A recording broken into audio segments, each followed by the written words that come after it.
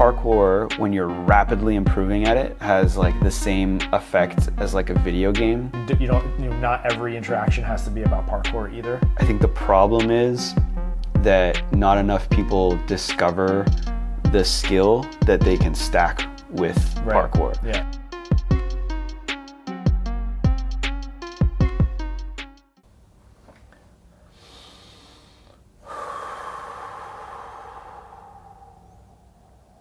Do you know what we're going to talk about right now? I knew exactly when you did that. We're going to talk about JULSS video. Yeah. I bet that works. I didn't do that, but this weekend when I was training and we were kicked out and then went back to try to get like the clip, I like kind of feeling rushed and like elevated heart rate and like, I really got to get it before he comes back so that, I was like having to do some like breathing to relax because I was like too physiologically aroused. So did you do the Huberman? Oh no, I didn't do the what does he call it physiological again? sigh. Yeah. Double inhale. Want to do one right now? Extra. Sure. Right. Ready? 3, Oh. 2. Ready? 3, 2, 1. Okay. Hello, welcome to STS.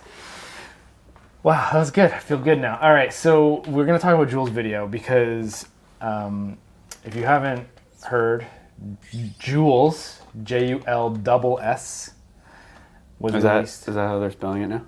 That's the name of this video. Okay.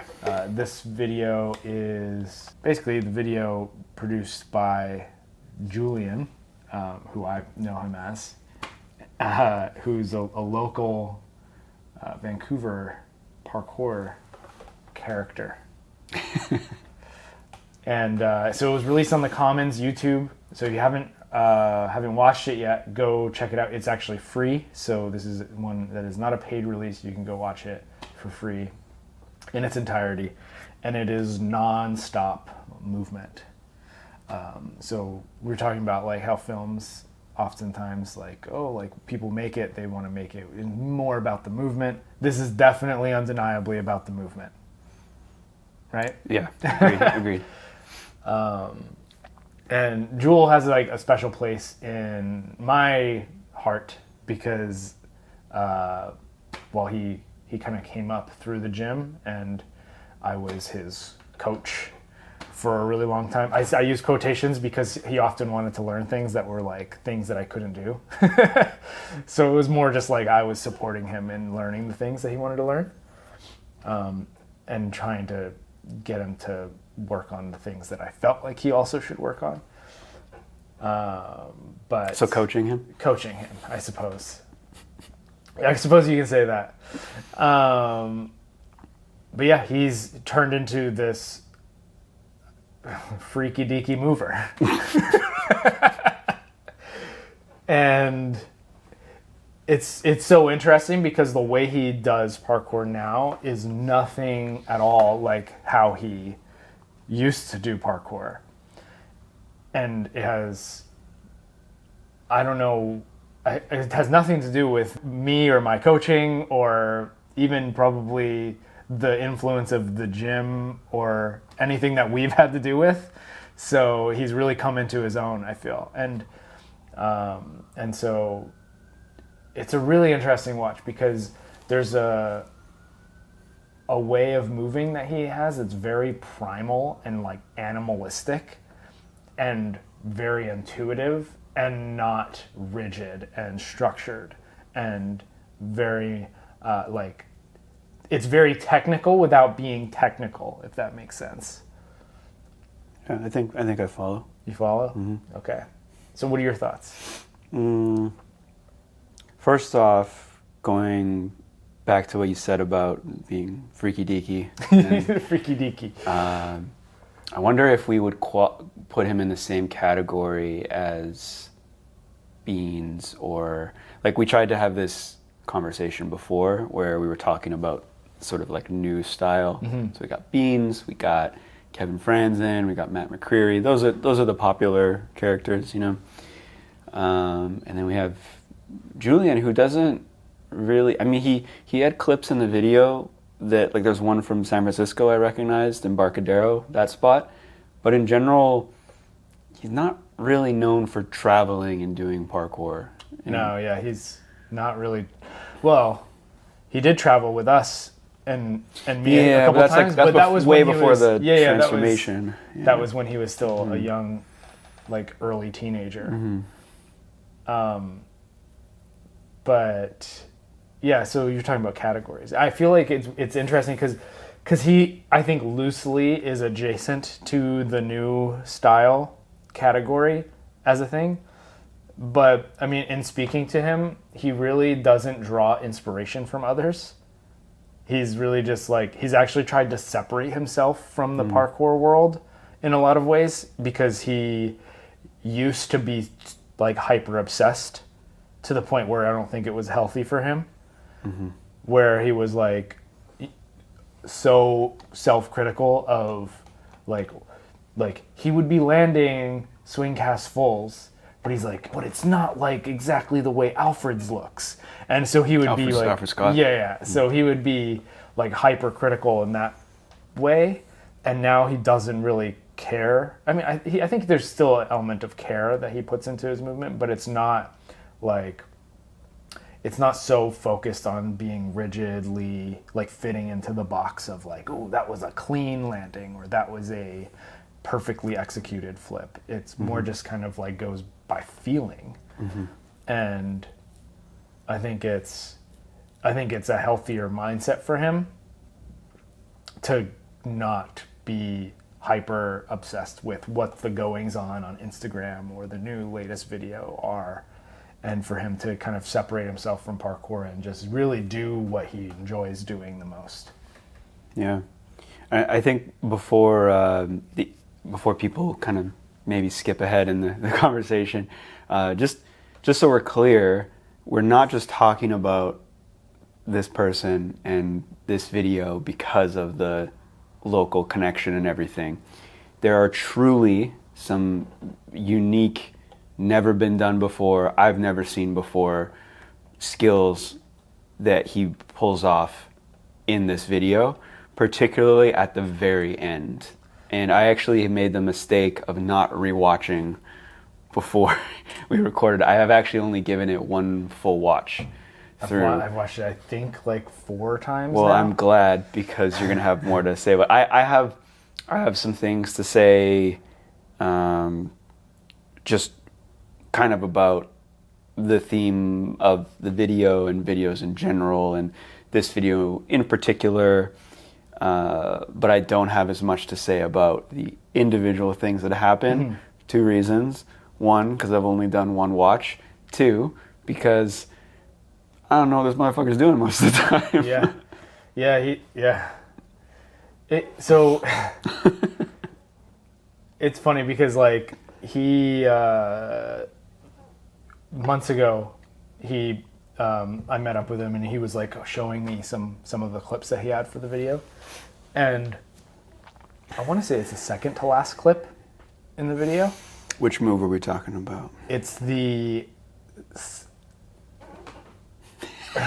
see, this is the problem, is there's so many things he does in it that putting a name on is weird, but I'll loosely call it slant Kong gainer through a rail. Oh, okay. I thought it was more of a pimp flip. Pimp flip and Kong gainer, in my opinion, exist on the same spectrum. Yeah, but it's because he has to go slanted. Otherwise, he has to thread under. Okay, so this is a weird description for those of you listening. Actually, if you're watching, you're not going to get really any better. But he has to put his hands on a wall and then thread under a railing and then flip. Yes. Yeah. So when I talked about, like, Olivier was actually the person that called it out for me and said pimp flip. Otherwise, I may have guessed something else or just been like, what was that? You know? Sure, it's a pimp flip / almost Kong gainer thing. but it's a thread under a bar. But he was showing me these other clips, and then he showed me that one, and I audibly gasped. And it's interesting because there's a few clips in there that I don't think you really can appreciate unless you take the time to slow it down. There's another flip he does where he flips in between trees, and it's at David Lamb. Yeah. And if you slow it down, he's flipping. It's like a side flip, and he the branch is here, and he has to like move his head out of the way. Okay, so to not hit it. You were telling me about this, and I didn't catch it on the. I got to rewatch. It's hard to see it in regular speed. You have to like slow it down, and it's like, holy crap, the amount of awareness that he had. And if you watch it, and when you see it, you like a real speed. It's like, oh, he didn't really like land it. You know, he kind of like lands and like kind of falls back or whatever, but just the fact that he threw his body through that space and was able to have the awareness enough to like dodge the branch and then still end up like, he landed on his feet and then pushed back into a back roll or something. Yeah, there's just... You're landing on a hill. Yes. So that's part of the reason. Dom dive rolled through there. Yeah. Which... I would argue is not as difficult. Nowhere near as difficult. Nowhere near as difficult. Anyway, yeah. So I audibly gasped when I saw this move, and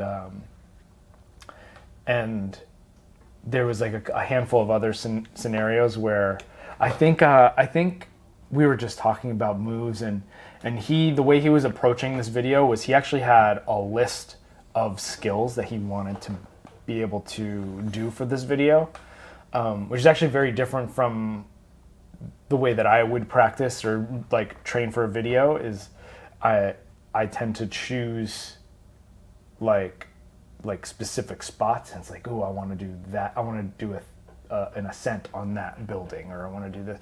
Whereas his approach was like, I need to find a spot to do what I have in my brain.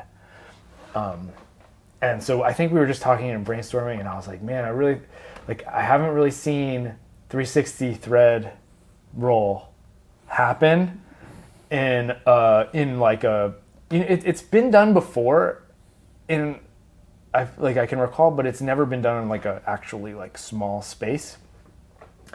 And he like smiled and he said, I did it for the video. And I was like, yes. So that was like when he showed the cut, it was like that one moment there was like pretty awesome for me to see, because it was really like the next level up for threading that hadn't really happened in the way that I imagined.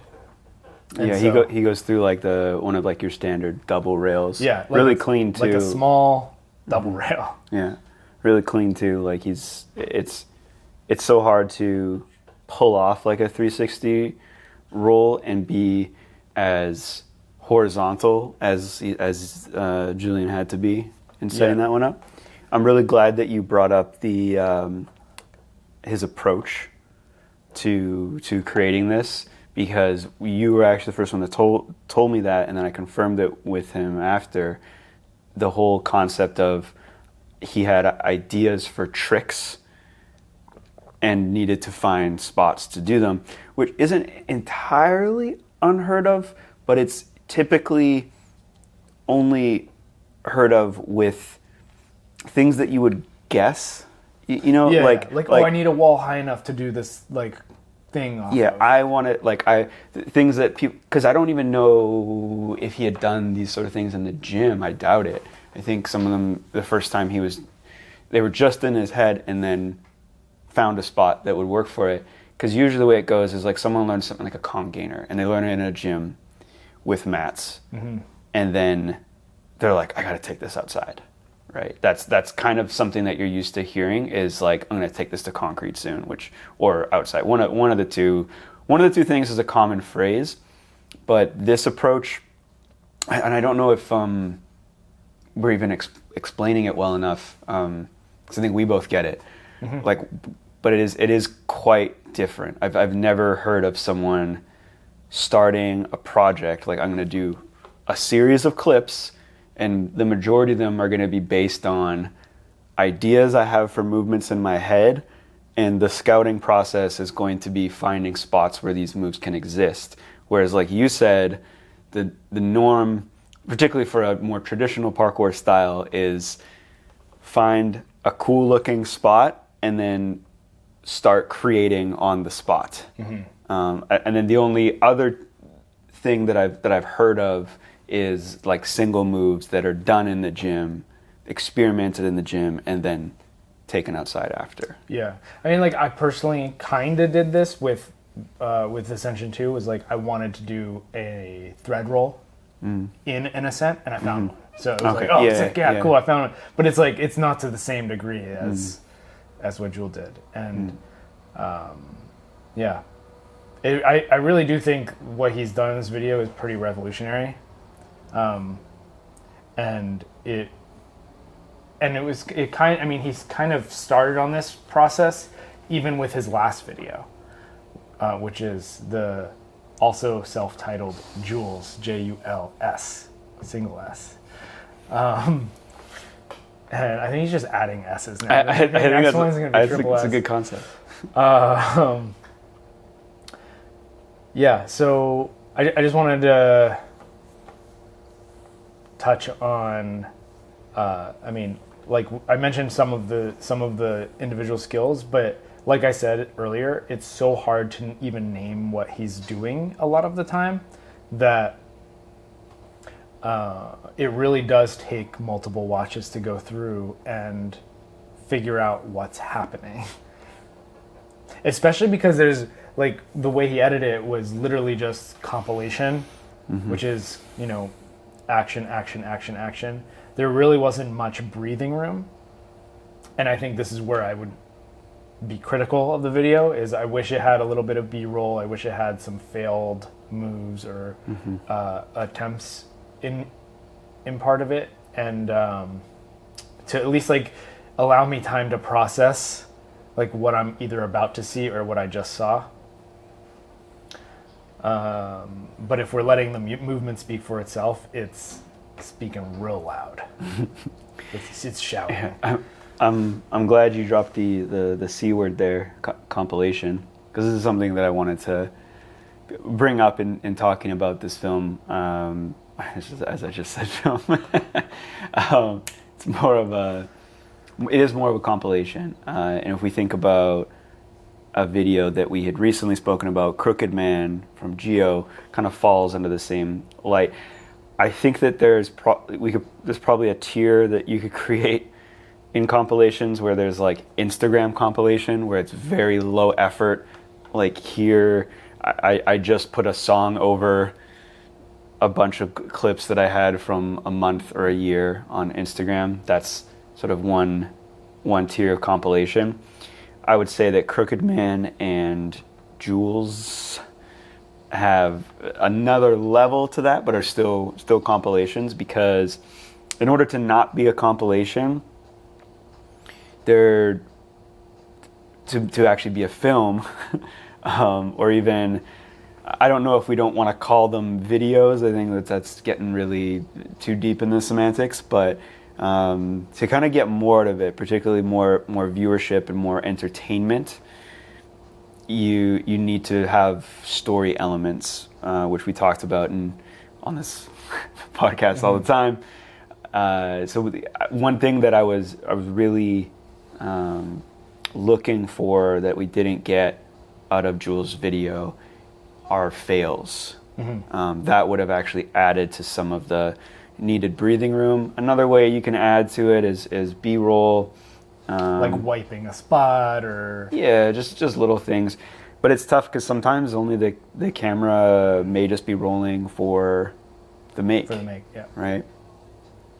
Because I'm assuming there were some tests and maybe some fails, but he might be one banging a lot of these skills. I was actually wondering if you think JULSS would be into doing a podcast. Maybe. He's actually, he has a lot to say, but I don't know how comfortable he is with being on camera and talking. But I don't know. We could see. We should ask him. Talk to him about it. But it would be really interesting to delve into his process because there are a lot of things going on in his head. So, yeah. Yeah, having said all that other stuff about the video, I think it's not only worth a watch, it's worth a rewatch, I think is what we're getting to. But it is one of those things where you're not watching it necessarily or rewatching it for entertainment. You're watching it as an appreciation of some of the groundbreaking things that are happening. And it's kind of what sets apart parkour videos sometimes is some people do end up just putting out compilations where there's a number of groundbreaking things happening.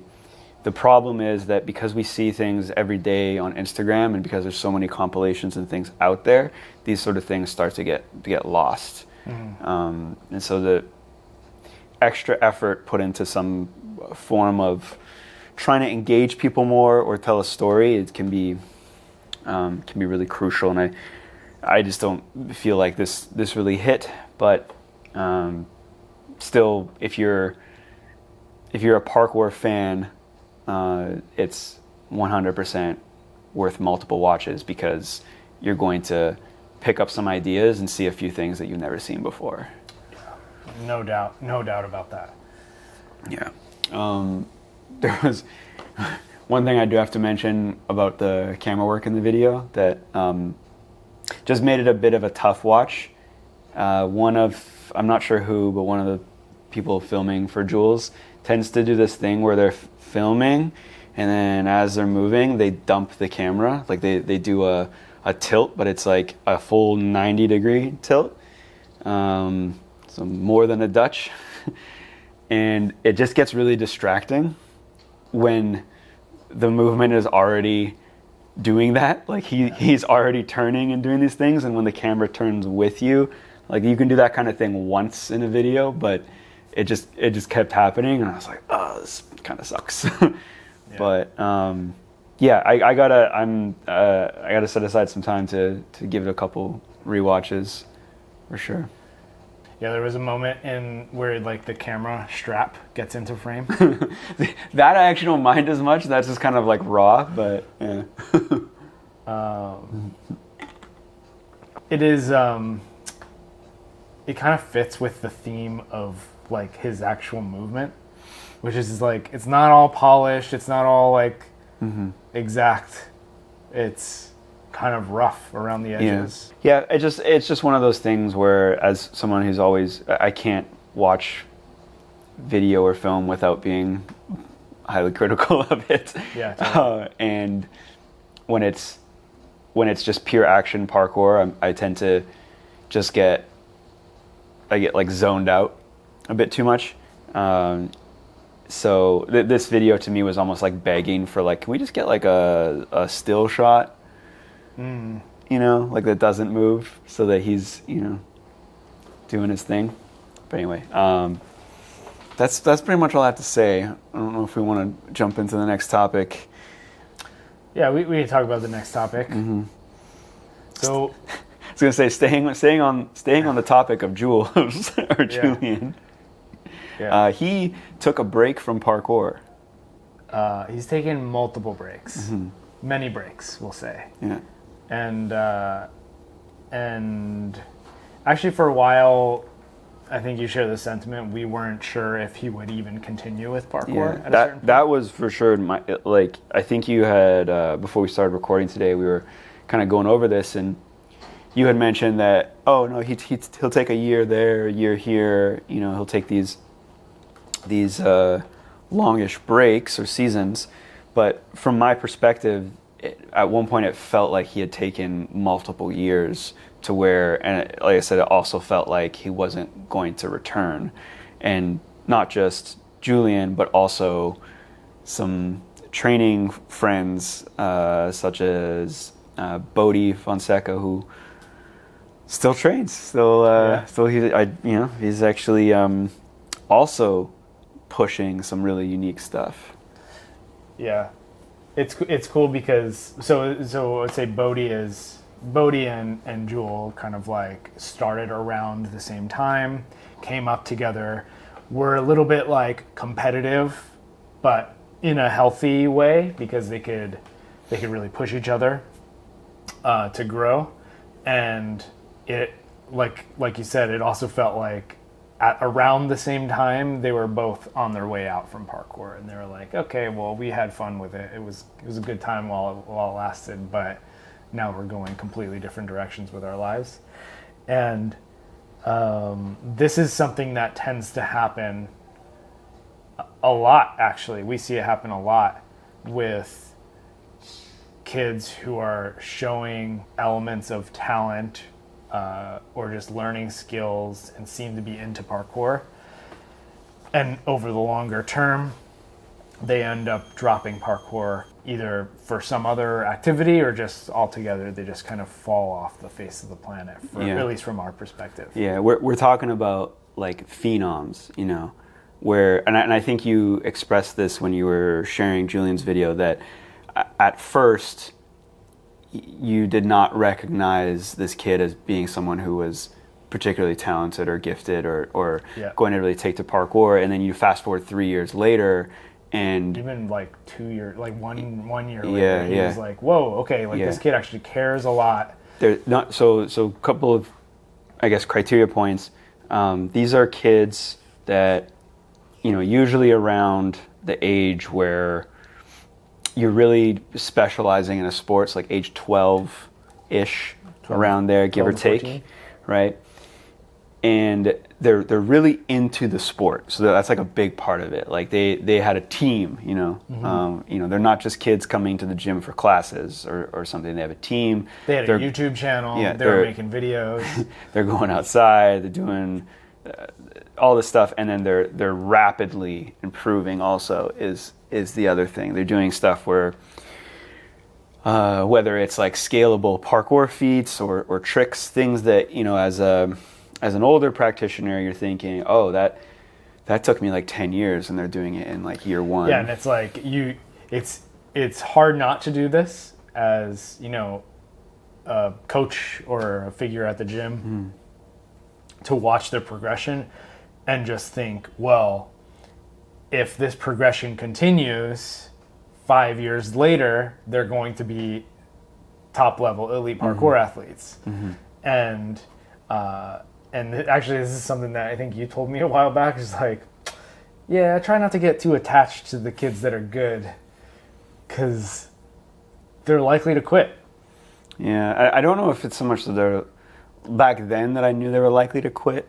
But yeah, it is what we're talking about today, is that a lot of these kids, like this example we're setting right now, we have Julian and Bodhi. There are other names on that team. Oh yeah. That aren't going to mean anything to our listeners here, but that were kind of the same level, the same amount of push, if not more talented. Yeah, and completely quit. So Julian and Bodhi kind of took a break and then like fell in love with parkour again, right? There's other there's other names and teams around the world though that we can maybe draw a parallel to. One of the big ones are the former teens of the Modus projects. They came out here to SPL. There was like a big showing and everything. You have Resurgence. Modus Resurgence was the video. They did the Origins video where they went to. I know you're triggered by that one. They went to the birthplace of parkour, Lise and Every, and they did like road trips. JULSS documented their travels, and it was like a whole series that they were a part of. So it was like a tour. Yeah. So I'm going to name some names on there. One of the big ones that stands out to me is Max Barker. Yeah. Because we still got Keelan, who is very involved in parkour. You know, works for Store now, and they'll kind of tease it in a lot of the blogs where like they'll show, like one of the more recent ones that they put out, he, you know, actually does some stuff at the spot, but apparently it's like, this is a rare sighting, right? But similar to like Julian and Bodhi, he can kind of take a year and come back and still be like quite incredible, which is a testament to the, like, I guess, nourishment that in parkour exposure had between like the age 10 and 15, I guess. But going back to someone like Max Barker, I don't have full information on this, but it seems like he just quit. More recently, I've seen him make some posts where he was training either outside or at the gym in his hometown. I'm forgetting the name of Scott Jackson's gym. And it's cool. It's like cool to see him moving, but it's clearly like he's not doing the same thing as before. And it's interesting though, because it feels like at a certain point with parkour, it became, if you're not being or trying to be an influencer on Instagram, you're no longer doing parkour. Because that's like almost like there's like a field of play, right? You can like compete at SPL, you can try to do like competitions, or in the case of parkour, it's also like if you're posting on social media and you're generating followers and views, you're growing as an athlete and becoming more of a person. But anyway, so he seemed to have stopped that. It looks like he's still keeping movement a little bit involved in his life, but he's clearly not pushing his level like he was when he was a teenager. Yeah. It's also just one of those activities or sports where it's just so progression focused. Yeah. Right. You could be, I don't know, a soccer, football player and be a phenom and working your way up, but it's not as like in your face that, oh, this person like really improved, because like you're not seeing a soccer player all of a sudden like jump further or try to do like weird tricks or things that haven't been, like groundbreaking things, Yeah, but there's also like doing the parkour you already know how to do in different ways, and that can still be interesting and unique, and there's still progression that's kind of embedded in that practice, where if you do enough of that, then you will still improve. But I feel like parkour is actually maybe not as progression focused as you were alluding to, because you could still, in theory, go and do parkour without trying to improve. Yeah. But what I think I'm getting at is for a lot of these youngsters that we're talking about, like you have a whole thing that we haven't watched yet, Project Next Gen. And I don't know what the age range is in there, but it's like there's a certain point in parkour where it feels like you have these next gen type like young athletes, and by the time they get like adult sized, like 17, 18 years old, sometimes a bit younger even, and they can do a lot like bigger, a lot more scalable things. That's actually, I think, where the drop off starts to happen, where again they're being often by their own community, whether that's like the global one or their local scene, they're being like put on like a pedestal almost. Which when you brought up earlier about how like not getting attached to kids, that was one thing I was always kind of, I guess I could never really articulate it, but there was always this thing about kids that were like absolutely phenomenal. I was like, oh, I don't want to like pump up pump them up too much, because it does kind of put them on a pedestal where they're getting all this like so much positive reinforcement, and if it ever stops, then what happens? And maybe it never stops. Maybe they go on to being like world class and just renowned all the time. I can think of kids like Ellis Torhall, right? Who's 18, 19 now. What is he? I don't know. Maybe 19, maybe 20 actually. I don't know. Yeah. Yeah, he's still very young. He's about the age I was when I started parkour. So. Yeah. And the other, but like the crazy thing is, and this like it could sound wild to people, is like he could just suddenly quit. And it's not so much like quit as like burnout, because he appears to be someone who's like really chasing progression, really chasing like being the best. And you have some older athletes that do that as well, right? And I'm not even saying that. I'm not even trying to say that's like a negative thing. I think that's a great thing if you have it in you.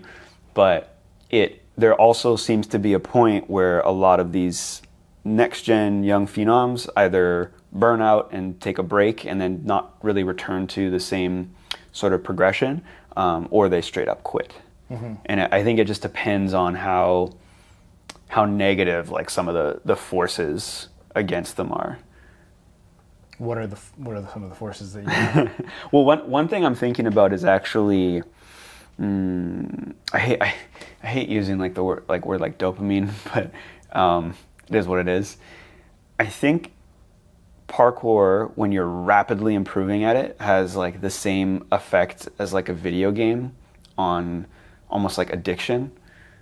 Like a video game, you can do very boring, mundane things in a video game, like, oh, I'm just trying to beat this level, I'm just playing again and playing again. But there's a sort of like much faster built-in reward system than there is in real life for doing like similar tasks. You know, like you might be like cleaning your house or something, you know, and it's like, yeah, like as you get closer to the end, like you start to feel good, you're like looking back at all the work you've done and you're like, oh cool, this felt really good.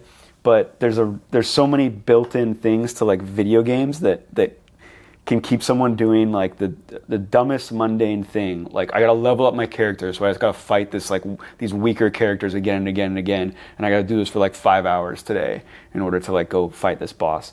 But there's all these other built-in things that are like formulated in video games, and I think there's some sort of parallel with that and something like parkour or skateboarding or something that's very like individual skill focused, has just so much room for progression. There's so much variety in parkour, and so you can walk into a parkour gym or go onto the street as like one of these kids that's like really just picking up things quickly, and get all this positive feedback almost like instantly. But then there's going to be a certain point where that runs out. There is a certain drop-off point where either they grow to a certain point, like physically, and improvements in like their power sort of start to plateau, or even in like their ability to like diversify or break mental challenges kind of plateau. Like there is a certain point where it comes everybody where you hit a plateau, and I think it just depends on. So one of the forces against one of these youngsters is like how long does that plateau last, and if it's too long, that could be a reason for burnout. Yeah, so I think just to play off of the idea of like plateaus being one of these forces that that hinders an athlete's ability to want to continue and stay involved in practicing parkour. It's if they've been receiving all this positive praise for so long, and then when they hit this plateau, if that runs out, that might actually be a part of that. And I also think injury is one of these factors, which also can cause a plateau. which can cause a plateau. Because and actually, to bring it back to Jewel broke his foot real badly. Yeah. And I have a picture with him. Yeah. So coincidentally, you were both in a boot at the same time. Yeah, and crutches at the same time. But he broke his foot pretty badly doing he ended up basically dropping down, I don't know, 15 or more feet down into this just mangled area of bushes and who knows what else. And just his foot was broken. And so I remember talking to him actually kind of when he was getting closer to being recovered, or he might have fully recovered, and he told me that he was like, yeah, when I broke my foot, I thought I was done. I thought it was over for me. I couldn't. He couldn't see the future. Him being like overcoming the injury and coming back to parkour, and he was like, cool, parkour's done for me. And really, I think the only reason he continued was because we had he had all of his friends were still in parkour. We had the youth team where we were like, hey, even though you're hurt, you're going to come in, you're going to do workouts. And, his mom was, had unending support for him to like continue with parkour, because I think it was a generally good outlet for him. But yeah, it was, if he didn't have all those other pieces in place, there's a very good chance I think we would have lost him. Like he would have stopped doing parkour. And I think that does happen to other kids where maybe they're having a lot of success. Because they're having a lot of success, they're potentially taking more risk or like attempting harder things. That results in them maybe going a little bit too far. They get injured.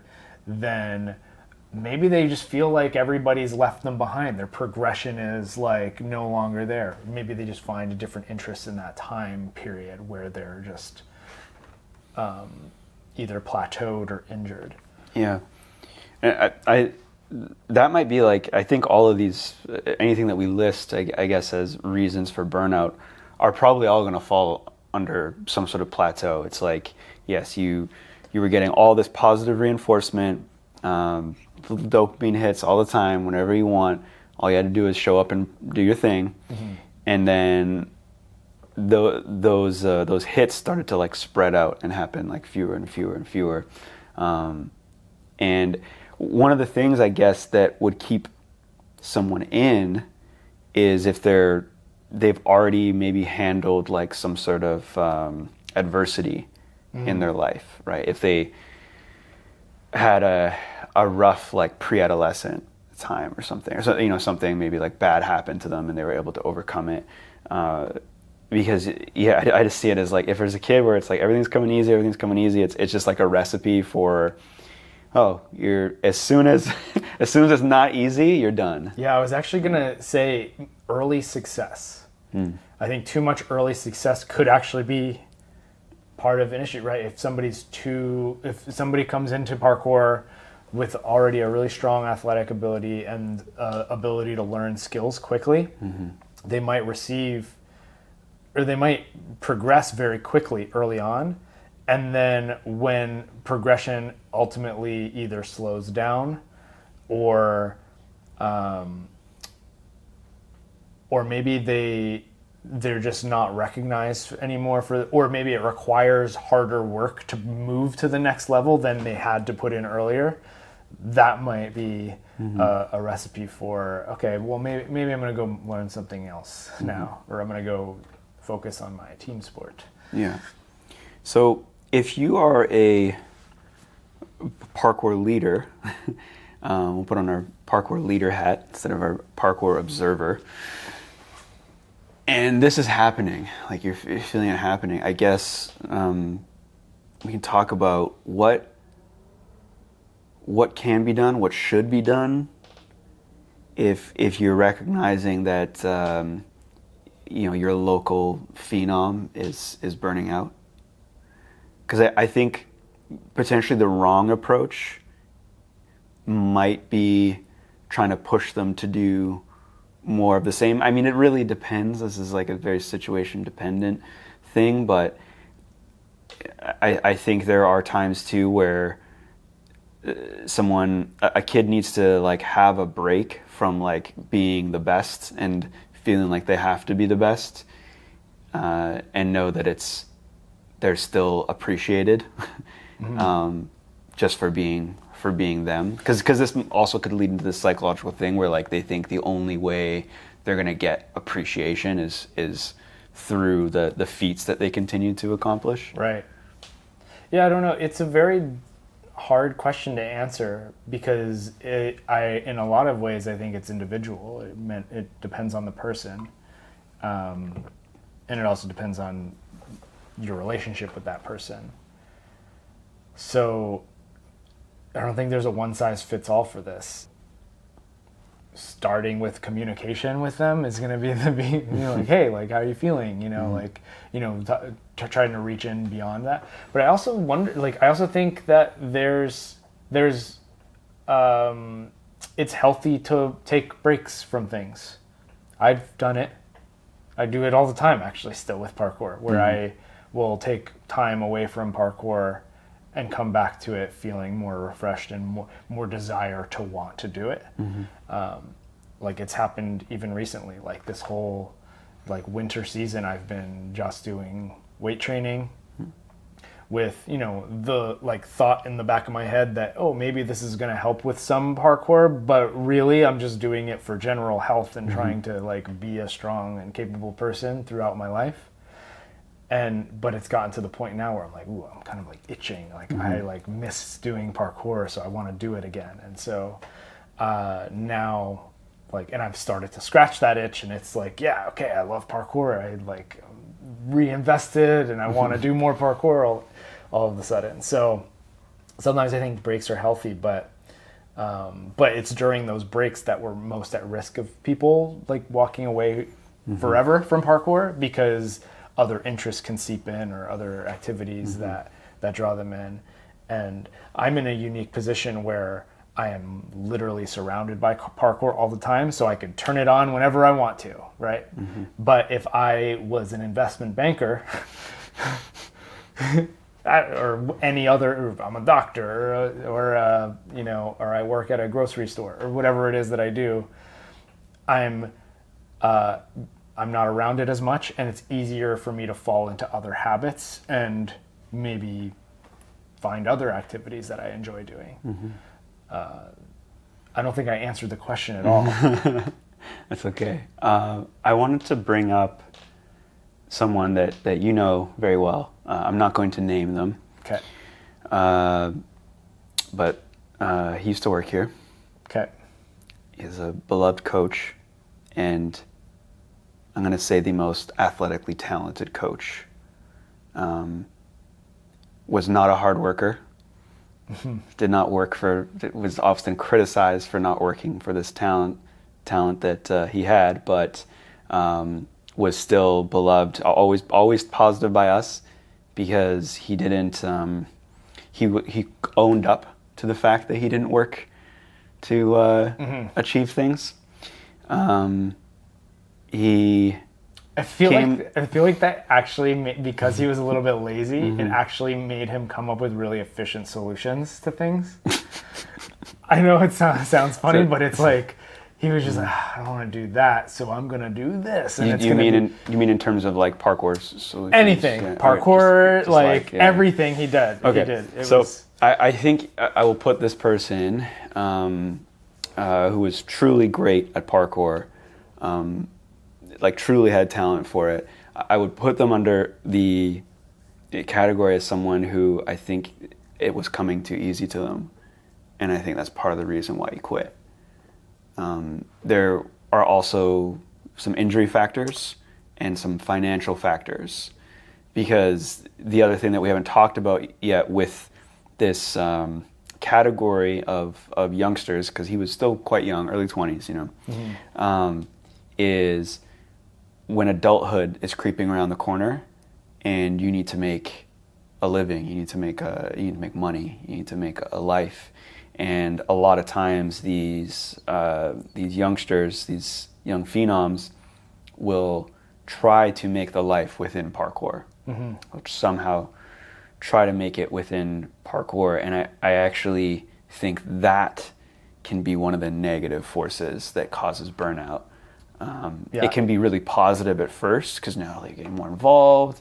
Maybe we'll say it's coaching, right? But coaching is very difficult, and so much of coaching has nothing to do with knowing anything about parkour or even being passionate about parkour. It requires like a passion for coaching. It's like the other side of it that we've learned, right? He was actually a pretty good coach. He was a good, and that's the thing. That's the thing. Yeah, he was a good coach. Good at communicating, good at breaking skills down. I think intuitively a good coach. Yeah. You know. Yeah. Without having to work very hard for it. No, I'm actually really glad you brought this up, because I was going to bring it up. But yeah, as we get into like the later ages, when real life starts to hit, there's a choice that a lot of times people end up making, which is, do I choose to continue putting all of my energy towards parkour and then have this, I don't want to call it a delusion, because I have this delusion of, can I still make parkour work as a career, whether it's, some people might pursue stunts or try to do performances or coaching or any number of the small any of the small number of current, maybe start a clothing brand pursuits in parkour, maybe a video editor. So it ends up being this kind of divide in people's heads, I think, of like, either I'm going to go all in on parkour, or I'm going to get a full-time job and do that, and then kind of give up on parkour. And I think interestingly enough, parkour feels like it's unique in that this dichotomy exists. I think a lot of people expect that parkour you should be able to make a career out of it if you're working really hard and getting really good at it. But that doesn't always make sense for all sports either. Right? Like, you could be really good at so many other activities and still have a full-time job as an engineer or whatever it is. Yeah, and in those other sports too, because they're objectively, there's more people doing them. Yeah. You have more competition. Yeah. There's like, you're less special, right? The one thing that you were just saying, I wanted to kind of get a little bit more into is the like solutions to make a part of your life. And I actually think that's not a bad thing for someone to kind of have this pipe dream of parkour being it for them. Like, this is going to be the centerpiece of how I make a living. I think the problem is that not enough people discover the skill that they can stack with parkour. Yeah. So it's like, okay, you're really good at parkour. That there may be some perceived knowledge with that. There may not be. You might be just really good and have no idea how you're doing what you're doing. But like, let's say there's some perceived knowledge with being very good. Is there another skill you can stack with it? And what you were alluding to earlier is like this whole idea of like the influencer. I think that's the problem is too many, to this day, that seems to be the direction that most parkour athletes run into. And guys like Dom, hello if you're listening, he'll kind of point to some of these people like Verky or Ed Scott and say like, oh yeah, they're almost pro, or they're going to be like pro. Like, he seems to have this definition of pro being like, okay, they're producing content, they're doing it all the time, and that's what they're getting paid for. And I agree that is like kind of a thing, but it's so limited. There's so few people that can actually do that. And the skill set that you have to stack with being really good at parkour is now you have to be a content creator on top of it. Yes. And it's really helpful, and it will be helpful one day if that content creation skill can be passed off onto someone else. Of course, what we're talking about is being an entrepreneur, and if you're going to be a parkour entrepreneur, you have to learn the skills first, get really good at them before you can hire someone else to take them over. This, but Dom has actually gotten to this point now. Yes, I actually checked with him because I was really impressed with a recent blog he did. It was like a golf course thing. It was his dad and stuff. And I asked him in a comment, like, do you still edit these? Because it was quite well done. And he said, not all of them anymore. So he's actually got, so congratulations on reaching the next level of entrepreneurship. Dom, who's editing for him? Danny Marmolejo. Oh, sick. Yeah. That's awesome. Congratulations to both of them. Yeah. Two entrepreneurs getting together. Yeah, it's super cool. Making parkour their life. Beautiful. Anyway, this is potentially a whole other topic of like parkour and entrepreneurship. Well, it's just like this is the unfortunate side to the whole Instagram thing with parkour. It's like you make cool video for Instagram, or you do something cool in parkour, it goes viral. You get followers. Now all of a sudden it's like, am I going to be an influencer? am I going to create? Am I going to do some? I'm just going to post about this protein powder that I'm using. I'm going to get the brand deals, and again, for some people, it can work. But then you also have to not only do the content creation, be the awesome parkour athlete, but you also have to sell yourself to brands and like do the whole pitching and negotiating that comes along with it. I would love to get into this in another episode. Great, yeah, let's save it for another one. Put that one in our map. There is another category of youngster I wanted to bring up though. Okay. So kind of topic of today is burning out from parkour, quitting parkour, but specifically when you're young and talented. You're young and hot, and then you get too hot and you burn out. But the other category is kids that enter a parkour program that are wicked athletic. So these are the kids that come in and right off the bat you're coaching, and you have this whole group of beginners, and then there's this one kid that's just sticking out like a sore thumb because you tell them to do something and they're already on to like step 5 and everyone else is like still on step 1.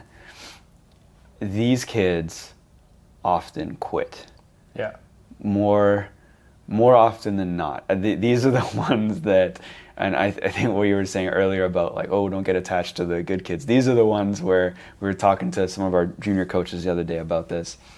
These are the ones where it's especially important not to get too worked up into, because they haven't shown a true love for parkour yet. Is also a part of it. Like they've just shown like ability, and I almost think it's like almost wrong to give them more attention. And it's very easy to fall into that trap because as a coach you're just excited that like this kid might be like listening to you and is progressing very quickly, and you're just like, oh, what else can I get them? You're in this whole like puppeteer sort of mindset where you're like, what can I get them to do? But they have almost like a higher likelihood of quitting than the kid in your class who's like struggling. Yeah, and it's interesting because it's almost wrong to give them more attention, but it's often what they will need, right? Because they might be get to the point where they're bored of the activity that you're doing, and they actually need the additional attention to be like, okay, well, how can I actually experience more challenge that's going to help me grow as a person? If I'm just doing the thing and I'm already nailing it and I'm perfect, then I'm gonna need more challenge to direct me into feeling the flow state or whatever. So there's that side of it. There, like I said before, actually, that they might also be at risk of early plateau of like they're really good right away, and then they're like, cool, I'm really good, and then they're more likely to kind of like plateau out, which means there's a lot of risks of quitting parkour as a result of that. But there's one other reason they quit. One other reason I feel like they quit. I thought you were going to jump on it because I think I think you agree. It's pursuing another sport. Oh yeah, duh. That's the obvious. It's pursuing another sport, absolutely, because they've probably actually already been playing another sport, so they're probably already good at some other activity, and they're just coming to parkour because like, oh cool, that'd be fun. And then when it comes time to around 12 to 14, it's like, all right, well, you can keep doing this niche sport that nobody really knows anything about, and there's not really any formalized competitive avenue for you, and there's really no real strong career paths, or you can play Division 1 soccer, or you can move whatever division, I don't know what that means even, but you can move into the activity that you have probably been doing longer than parkour, or maybe have developed a higher interest in, and just you're gonna excel there too. The other reason I wanted to touch on, because this usually happens, again, you have a kid who's really talented, right from the get-go. If they're going to quit, they're probably going to quit within like their first year. And I think one of the other reasons is actually they potentially progress too quickly, and then if they are, and I guess it's a combination of that and then the other sports, because other sports just have so many measurable levels to like where you're at and like where the next thing is, and because parkour is still lacking like things that these sort of kids typically want to do. I'm sure there's people who are going to comment that kind of disagree with this sort of mindset, but like they need competitions, they need teams, just so many other things that other sports provide and have like more fleshed out because they've been around for longer. And parkour is still kind of just like figuring out like how do we facilitate this, right? And so you have a kid who maybe comes into a gym. Most gyms at this point have like level systems or bands or something. They get quickly put into the advanced group. They're crushing it. And then, yeah, they're like, what do I do now? Like, all right, I'm better than everybody else in class. So like, what's the next thing? Right? What's the thing that's going to be challenging? And I think one of the solutions, potentially, if we want to get into that, is actually trying to get them a bit more into the culture, getting them to watch videos and stuff, which is sometimes easier said than done. There's some kids that are just like, this is like, I do this once a week. Yes, I'm crushing it. Yes, I'm doing everything very easily, but I do this once a week and I play soccer 3 times a week. And eventually soccer is going to need more of my time. And so so this is like already they come in and you have this sense of like, this is temporary. Totally. Yeah. Well, and also parents might generally kind of like divert kids away from parkour because I mean, it happens all the time. Yeah. It's like, okay, well, yeah, you could do parkour, but you know, we don't really see the like we don't really see the result of your training, really. You know, it's like we don't get to watch a competition because competitions happen so rarely, or we don't get to you know, see what we just see you in class and it's like, oh cool, he's doing the moves, yeah, that looks great. But it's way more likely that those parents need to be sold on parkour. And if they're not sold on parkour, they're going to be like, cool, soccer is probably the better option here. Yeah.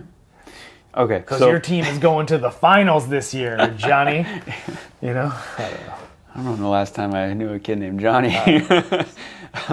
All right, so the two of us do have to actually get into some coaching in a minute here. So if we can sort of wrap this up with some, I guess, closing thoughts, because one of the things I mentioned there is like, should this even be prevented? I guess from a business strategy, yes. Like if you're trying to grow your parkour coaching business, you want all the kids to stay. You know, you want all of them to continue doing parkour.